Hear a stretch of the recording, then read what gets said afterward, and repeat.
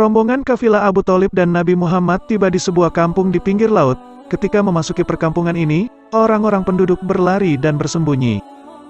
Abu Thalib dan Nabi Muhammad terus berjalan sambil memandangi perkampungan itu. Penduduk kampung itu seakan takut dengan kedatangan rombongan Abu Thalib.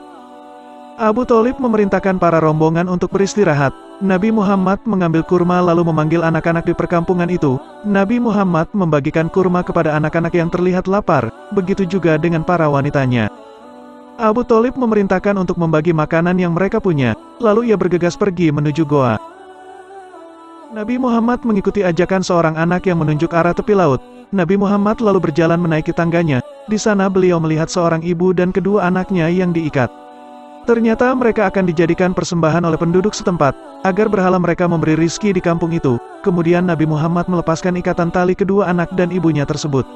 Sementara itu, Abu Thalib pergi dan masuk ke dalam sebuah gua untuk melihat apa yang sedang dilakukan oleh orang-orang penduduk setempat. Ternyata sekelompok orang-orang penduduk itu sedang melakukan ritual penyembahan terhadap Tuhan mereka untuk meminta diberi rizki yang banyak.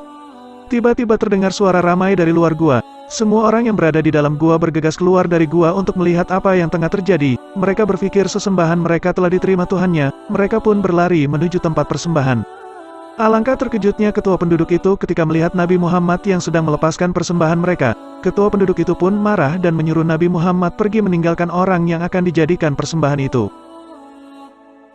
Nabi Muhammad membebaskan orang yang akan dijadikan persembahan oleh penduduk setempat. Lalu ketua penduduknya marah dan memerintahkan orang-orang penduduk itu untuk menangkap Nabi Muhammad. Semua orang berlari menuju tepi pantai.